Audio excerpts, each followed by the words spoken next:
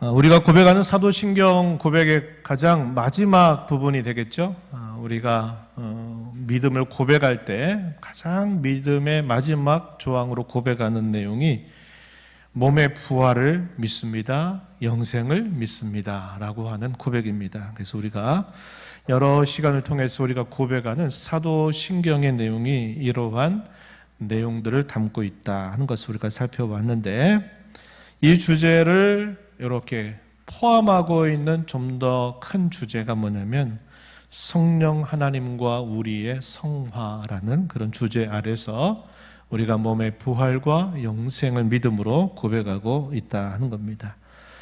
우리 성도에게는 살아서도 주님의 위로가 있고 죽어서도 주님의 위로가 있습니다. 살아서 위로받는 것, 이 땅에 사는 사람들은 가까운 사랑하는 사람들로부터 또 많은 것들로 일시적인 위로라도 그 위로를 받죠. 그러나 없는 게 있어요. 그게 뭡니까? 죽으면 위로할 수 없다 하는 겁니다. 죽으면 모든 것이 우리가 알 수 있는 모든 선을 다 떠나기 때문에 그러하죠. 그러나 성경이 우리에게 분명하게 약속하고 있는 분명한 말씀은, 우리 하나님은 우리가 살아서뿐만 아니라 우리가 죽어서도 우리의 진정한 위로가 되신다 하는 사실입니다. 살아서 받는 위로가 있고 죽어서도 받는 위로가 있다는 말이 됩니다. 특별히 죽어서 받는 위로에 대하여 성도는 죽음과 함께 그의 영혼이 낙원에 간다, 성경이 이렇게 말해주고, 그럼 그의 육체는 어떻게 되는가? 이게 중요한 표현입니다. 그리스도와 함께 연합이 돼서 부활의 때를 기다린다고 하는 겁니다. 물론 어느 정도 시간이 지나가면 우리의 몸은 부패에서 흙으로 돌아가는 절차를 밟죠. 제가 어릴 적에는 이런 말씀들을 보면서, 사람이 다 흙으로 돌아가면 어떻게 다시 살지?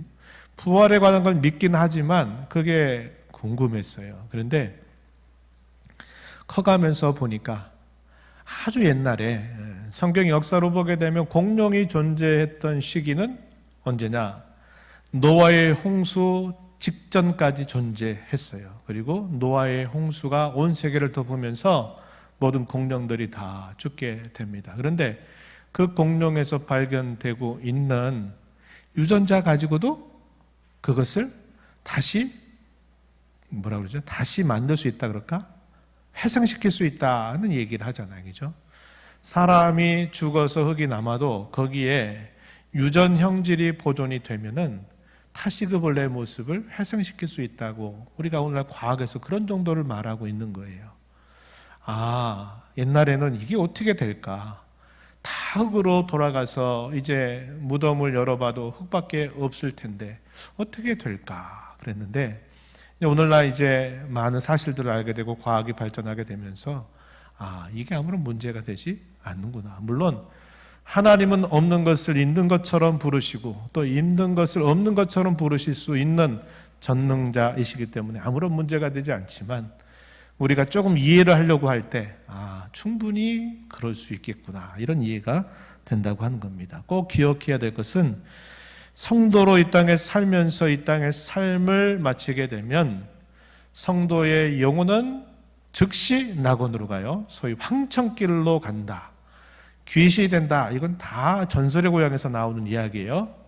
다 미신적인 것들입니다. 성경은 우리에게 확고하게 말해요. 죽는 순간 어디 원한 때문에 어디를 못 가고 떠돌아다니고 하는 길이 없어요. 다 그거 누구의 장난 영역일까요?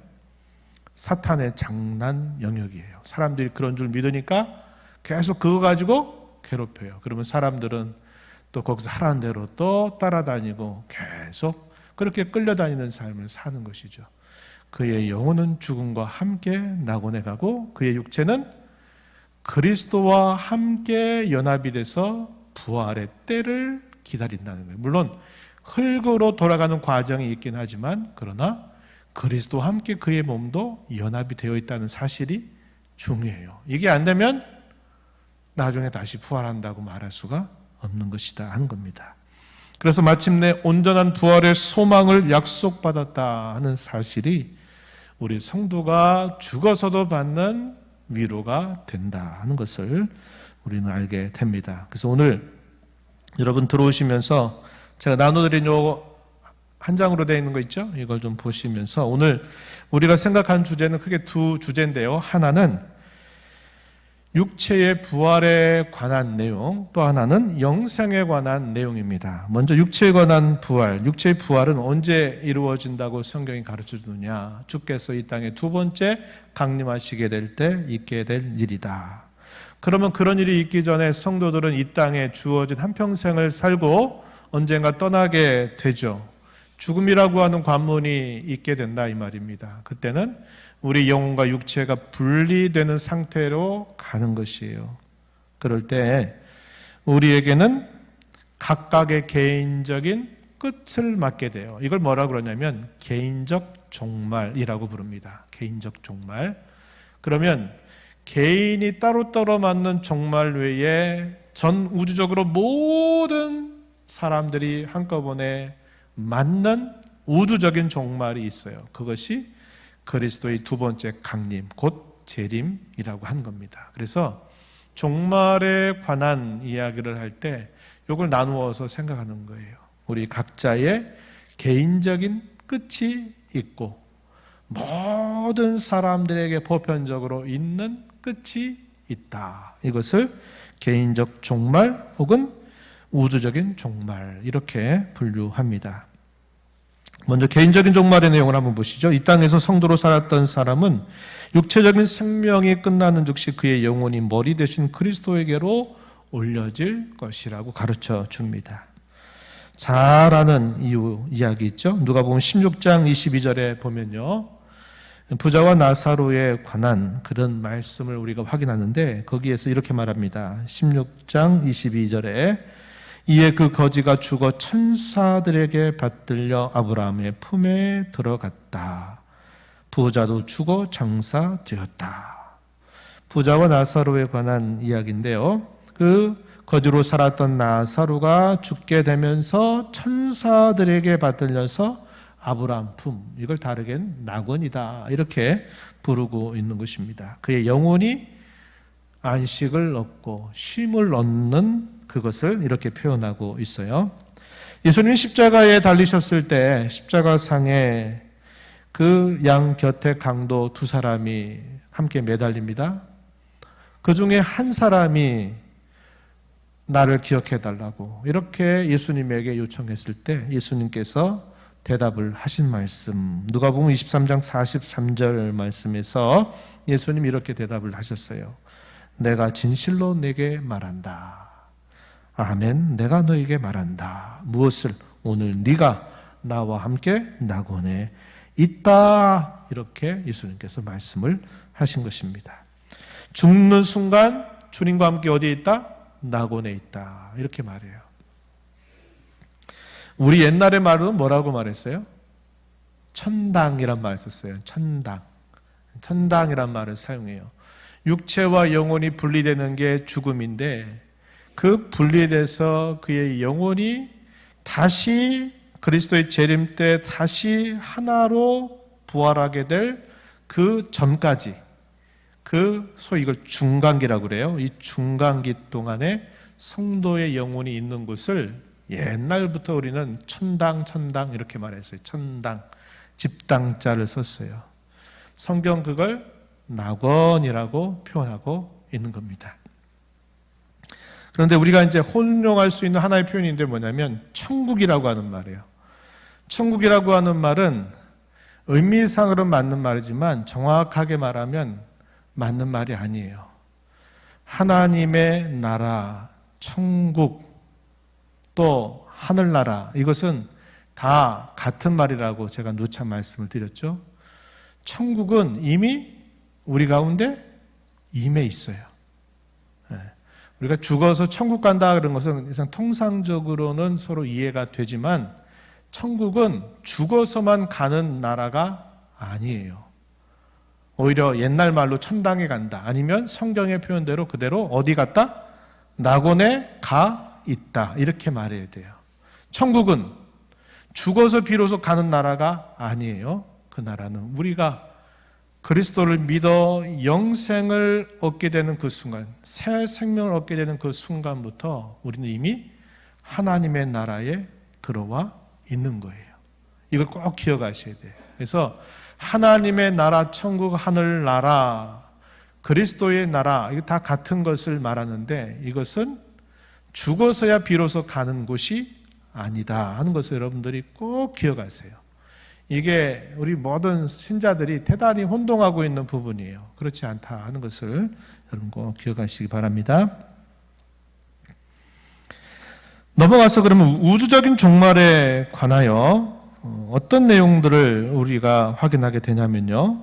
그리스도께서 이 땅에 다시 오시게 될 때, 재림하실 때 땅에서 썩어짐의 종노릇 했던 우리의 육체도 그분의 능력으로 일으킴을 받게 되어서 각각의 영혼과 그 몸이 다시 결합을 하게 되는 겁니다. 이걸 우리가 몸의 부활이라고 고백하는 내용이에요. 그런데 그때의 몸은 우리가 지금 가지고 있는 이 몸과는 다르다. 어떻게 다르냐? 한번 따라해 보세요. 질적으로. 다시 한번 질적으로 다른 거예요. 우리의 지금의 몸의 이 모습이나 우리의 이것이 완전히 사라진 뭔가 새로운 것이 아니라 우리의 고유함을 가지고 있으면서도 우리의 부활하게 될 몸은 지금의 이런 모습으로 똑같이 부활하는 것은 아니다. 그럼 어떻게 부활합니까? 제가 말씀드린 것처럼 질적으로 완전히 새롭게 부활한다 하는 것입니다. 우리가 조금 전에 읽었던 말씀 고린도 전서 15장은 부활장으로 잘 알려져 있는 내용이죠. 고린도 15장 20절 말씀 한번 보시겠어요? 거기 앞에 보셔야 되고 여러분 받으신 그 교환을 보셔도 돼요. 함께 우리 읽어보겠습니다. 시작. 그러나 이제 그리스도께서 죽은 자 가운데서 다시 살아나사 잠자는 자들의 첫 열매가 되셨도다. 잠자는 자들의 첫 열매가 되셨다. 첫 열매, 구약시대 때부터 첫 열매는 전체를 대표해서 그 처음 것을 여호와 앞에 구별해 드리는 특징이죠. 처음 난 것으로 여호와께 제사를 드리고 그걸 예물로 드려요. 그건 뭘 뜻하냐면 전체를 다 드린다라는 의미를 가지고서 그 전체의 대표로 처음 난 것을 드린다 하는 뜻입니다. 여기 잠자는 자들, 이건 죽었다라는 표현을 성경은 이렇게 표현해. 왜?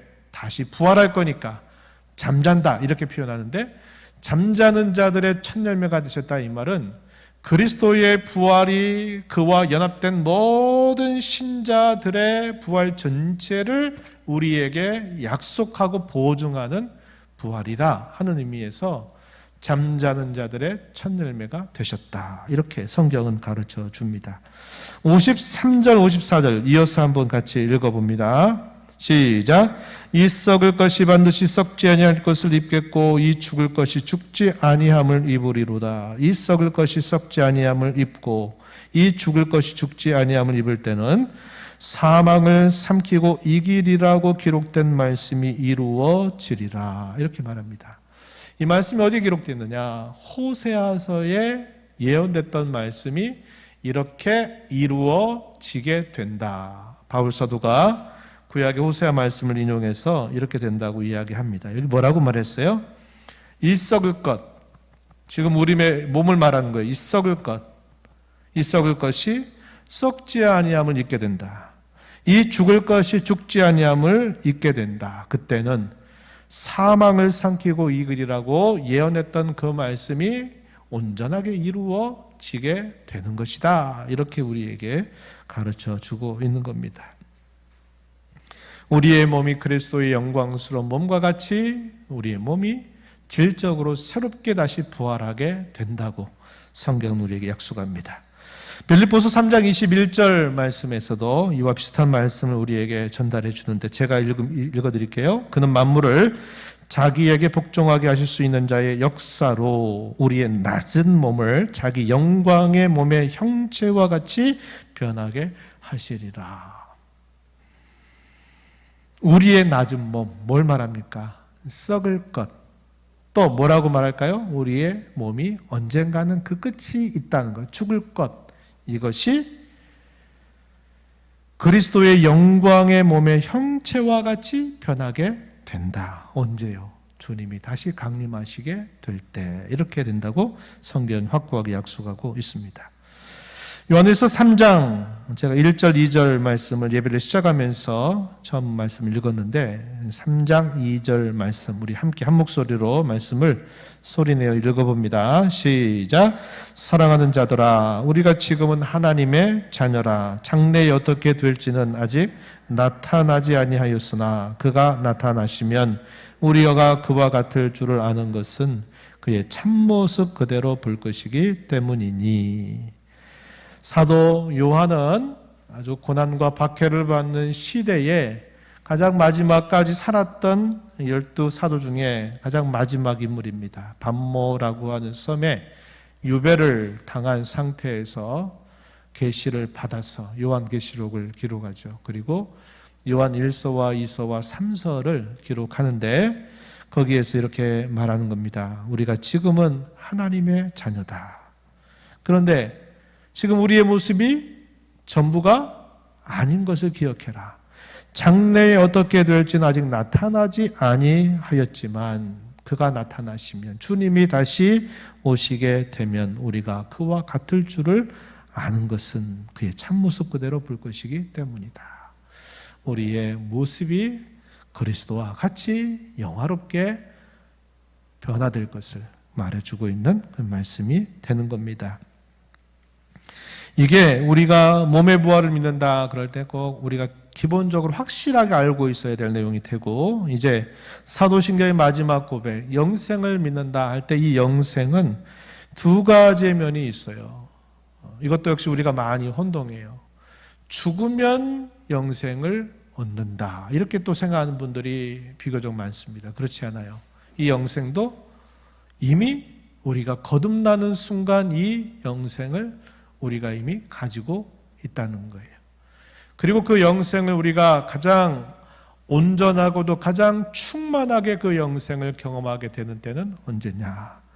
우선 우리가 죽고 났을 때, 우리의 영혼이 그리스도의 품에 안기게 될 때, 그리고 궁극적으로는 언제? 그리스도께서 다시 오실 때 그 충만한 영생을 우리가 영원히 누리게 된다. 이렇게 성경이 가르쳐 주고 있다고 하는 것입니다. 이미 우리는 영생을 가지고 있어요. 그걸 꼭 기억하십시오. 이 땅에서 이미 구원받은 모든 신자들은 영생을 얻었습니다. 영원한 즐거움을 마음으로 이미 누리기 시작했다 하는 말이에요. 이 영생의 중요한 뜻이 뭐냐면 그리스도와 함께 영원한 교제가 시작되었다 하는 그런 뜻을 우리에게 가르쳐줘요. 다시 한번 영생을 갖는다 이 말은 그리스도와 함께 영원한 교제를 시작했다 하는 것을 우리에게 알려주는 표현입니다. 요한복음 17장 3절 말씀에 유명한 구절이 있어요. 예수님이 우리에게 가르쳐주는 말씀입니다. 한번 보시면 영생은 곧 유일하신 참 하나님과 그가 보내신 자 예수 그리스도를 아는 것입니다. 이렇게 고백합니다. 영생은 참 하나님 그리고 보내심을 받으신 예수 그리스도를 아는 것이 곧 영생이다. 안다라고 하는 말 누차 여러분 많이 들어보셨겠지만 그냥 배워서 공부해서 아는 이런 정보로서의 알미 아니고 여기서 말하는 이 알미라는 것은 인격적인 암, 관계적인 암, 체험적으로 아는 것을 말해요. 그러니까 안다라고 말할 때는 그 상대방과 자신과 어떤 관계가 있다는 거예요. 깊은 교제와 사귐이 있다 하는 것을 우리에게 보여주는 표현입니다. 그래서 영생은 참 하나님과 사귐을 갖는 것이고 그가 보내신 예수 그리스도와 함께 진정한 사귐을 갖는 것이 곧 영생이다. 이렇게 우리에게 가르쳐 주고 있는 겁니다. 그래서 우리가 이 땅에서 이 영생을 더 많이 누릴 수 있는 길이 뭘까요? 어떻게 하면 될까요? 어떻게 하면 돼요? 하나님과 깊이 교제하는 것을 많이 하고 깊이 하면 할수록 우리가 이 영생을 가지고 있다고 하는 것을 더 분명하게 알고 이것을 더 누릴 수가 있게 된다 하는 겁니다. 근데 반대로 그렇지 않으면 늘상 얘기했듯이 주일날 되면 먼저 이렇게 한번 틀어내고 성경책 가지고 예배당 가서 예배해야지 하고 일주일은 자기 하고 싶은 대로 다 살다가 일주일에 한 번씩 내가 예배 자리에 그래도 나가야지 해서 나오는 거하고는 너무 다른 거예요. 여러분 2023년도는 그렇게 살지 마세요. 아셨죠?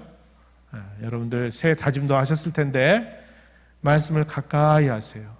그 말씀을 그냥 책이다 생각하지 말고 하나님이 오늘 내게 들려주시는 그분의 실제 음성이다 이렇게 생각하고 여러분들이 말씀을 소리내서 읽기도 하고 또 말씀을 듣기도 하고 그렇게 하세요. 그 말씀을 통하여 우리가 주님과 깊이 교제할 수 있는 겁니다. 이 교제를 많이 하면 우리가 이 땅에 살면서도 그 영생을 더 풍성하게 누릴 수 있게 되는 것이고 그리스도와의 교제가 서먹서먹하고 멀리 있는 신자인데 그런 신자들은 이게 별로 느껴지지가 않게 살아가는 거예요. 우리에게 가장 좋은 것을 주시는 그분이 곁에서 주겠다 하는데 우리는 그분을 찾지 않아요. 아이 주님 괜찮아요. 나 혼자 다 할 수 있어요. 이렇게 하고 꼭 필요할 때 그때 주님 이렇게 하지 마시라는 거예요. 날 그분께로부터 받아서 그분과 함께 교제하고 그분과 함께 만나고 하는 삶을 우리가 살아가면 살아갈수록 내가 영생을 가지고 있구나. 이 영생이 있어서 내가 너무 기쁘다. 내가 참 너무 즐겁다. 이렇게 경험하며 살아갈 수 있게 된다는 것입니다. 요한일서 3장 14절 말씀에 이렇게 말합니다. 우리는 형제를 사랑함으로 사망에서 옮겨 생명으로 들어간 줄을 안다. 사망에서 옮겨서 어디로 갔다고요?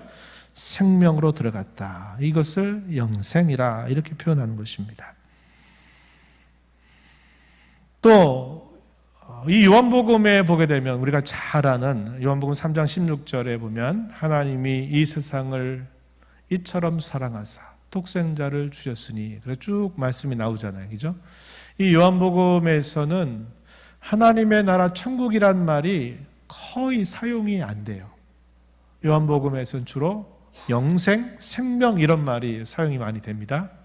근데 마태복음이나 마가복음이나 누가복음 이걸 공관복음이라고 그래요. 공관. 같은 시각에서 비슷하게 본다. 함께 본다. 그래서 이걸 공관복음이라고 그래요. 요한복음은 제4복음서 이렇게 그냥 말하고 마태, 마가, 누가는 공관복음이라고 하는데 이 공관복음에서는 영생이나 생명 이런 표현보다 어떤 말을 많이 쓰냐면 하나님의 나라, 천국, 그리고 하늘나라 이런 표현을 써요. 제가 왜 이 말씀 드릴까요?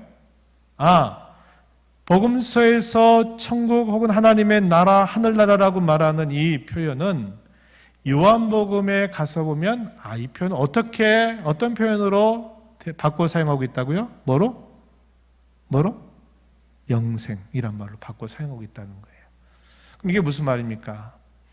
우리가 예수님을 구주로 믿고 구원받는 그 순간에 우리는 영생을 얻고 우리는 우리의 신분이 이 세상에 살던 우리의 신분이 어디로 옮겨져요? 천국으로 그 순간에 바로 옮겨져서 우리는 이 땅을 살긴 하지만 동시에 어디를 살아요? 하나님의 나라 천국을 사는 거예요. 그래서 이 복음서의 내용들을 보게 되면 이렇게 표현을 독특하게 하고 있다 하는 것을 보게 돼요. 그래서 이미 우리가 영생을 가지고 있다, 그 영생을 누린다 하는 것은 우리가 이미 이 땅에서 지금 그리스도 안에서 그의 나라, 하나님의 나라, 천국을 뭐하고 있다? 살고 있다 하는 것을 우리에게 가르쳐주는 표현이 되는 겁니다. 그러나 그것이 우리에게 온전하고 충만하진 않아요. 언제 우리에게 온전하고 충만하게 되느냐? 계속 우리가 살펴보는 것처럼 주님의 재림과 함께 온전하고 충만하게 그것을 누리게 된다. 주님이 재림하실 때 지금 이 땅에 임한 이 하나님의 나라가 어떻게 되는 겁니까? 완성되는 거예요. 영원한 하나님의 나라가 완성이 되는 거예요. 그게 주의 재림 때 이루어지게 될 일이라고 하는 겁니다. 이 땅에서 삶이 끝나면 우리의 눈으로 보지 못하고 귀로도 듣지 못하고 사람의 마음으로도 생각지 못한 완전한 복락을 얻어서 하나님을 영원히 찬양하게 될 것입니다. 고린도전서 2장 9절 말씀에 보면요, 그 말씀이 표현이 됩니까? 고린도전서 2장 9절 말씀, 혹시 표기가 돼 있나요? 교환에? 없어요? 거기 보면 이렇게 말합니다. 기록된 바 하나님이 자기를 사랑하는 자들을 위하여 예비하신 모든 것은 눈으로 보지 못하고 귀로 듣지 못하고 사람의 마음으로 생각하지도 못하였다 함과 같으니라.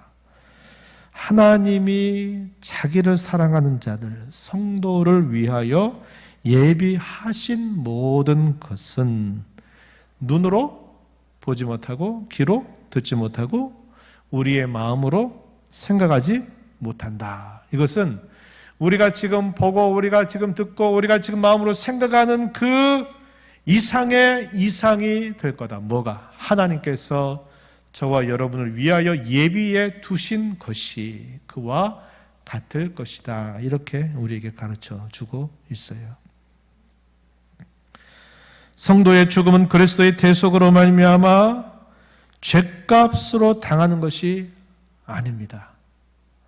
다시 말해서 우리가 죽잖아요. 우리가 죽으면 그 죽음에 대하여 성경은 어떻게 그걸 설명해 주냐면 성도의 죽음은 죄값을 받아 죄값으로 죽은 죽음이 아니라는 거예요. 그러면 성도가 아닌 사람들의 죽음은 어떻다? 그들의 죄값에 대한 죽음의 한 부분이 되는 거예요.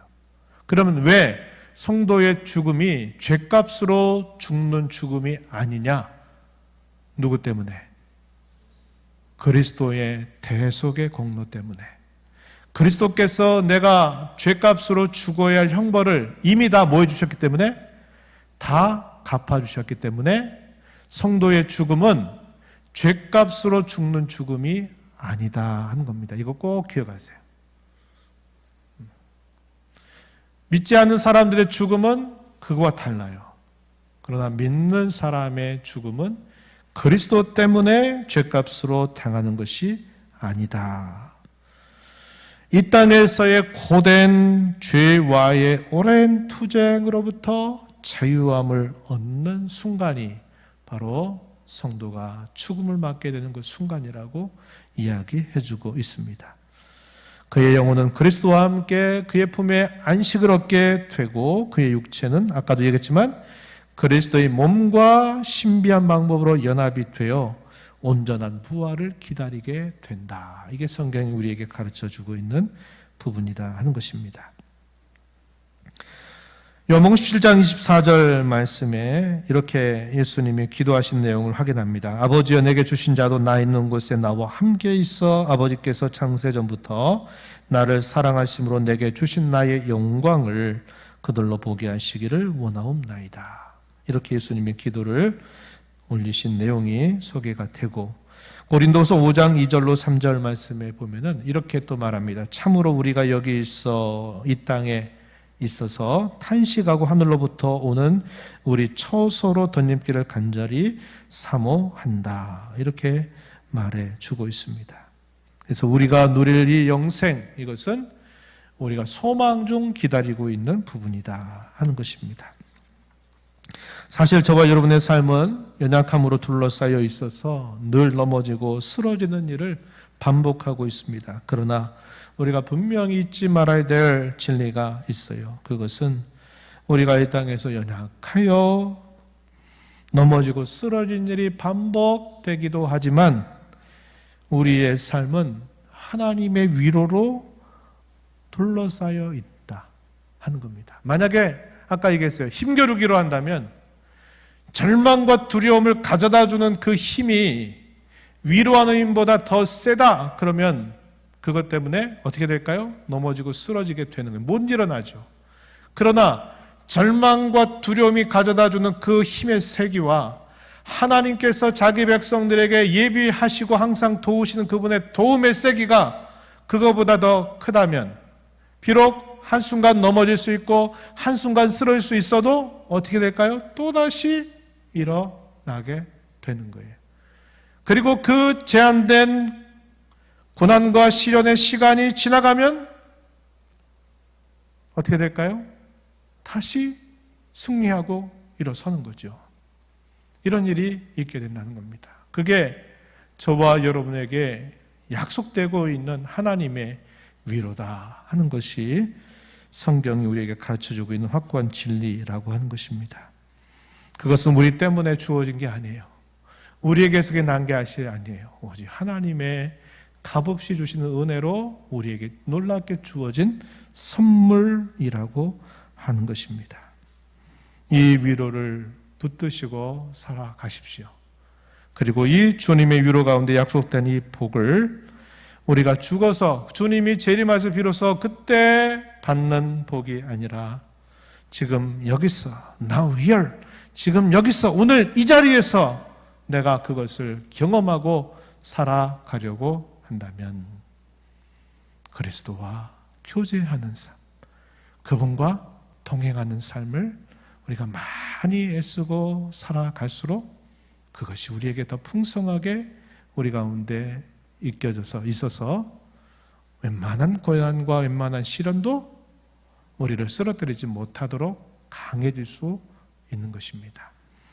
이러한 말씀들을 우리 마음에 새기면서 세상 가운데 당당하게 살아가시고 두려움에 맞서 이겨나가시기 바랍니다. 우리에게서 나는 것이 아니라 하나님 우리에게 주신 그 선물임을 기억하면서 또 이 한 주간 우리의 남은 삶을 이런 소망 가운데 주님과 더 깊이 만나고 주님과 더 깊이 교제하는 삶을 살아가는 저와 여러분이 되기를 진심으로 바랍니다. 하나님 아버지 감사합니다. 오늘도 저희들을 불러주셔서 저희가 늘 예배 때마다 고백하는 사도 신경의 고백 중 몸의 부활을 믿습니다 하는 고백, 영생을 믿습니다 하는 그 고백이 우리에게 무엇을 뜻하는지 오늘 함께 살피게 하심을 감사드립니다. 이 땅의 모든 사람들은 이 땅에서의 위로로 끝날 수밖에 없습니다. 그리고 그 위로의 내용도 잠시 잠깐일 뿐임을 저희가 압니다. 그러나 위로의 하나님께서 저희를 위로하시는 그 위로는 이 땅에서만이 아니라 죽어서도 그 위로가 계속되고 있다는 사실들을 깨닫습니다. 그런 위로의 하나님을 모시고 살아가면서 그 하나님과 가까이 교제하고 만나는 삶을 통해서 이 땅에서 영생을 누리고 이 땅에서 하나님의 나라를 맛보고 살아가는 저희 모든 성도들이 되게 하여 주옵소서. 예수님 이름으로 기도하옵나이다. 아멘.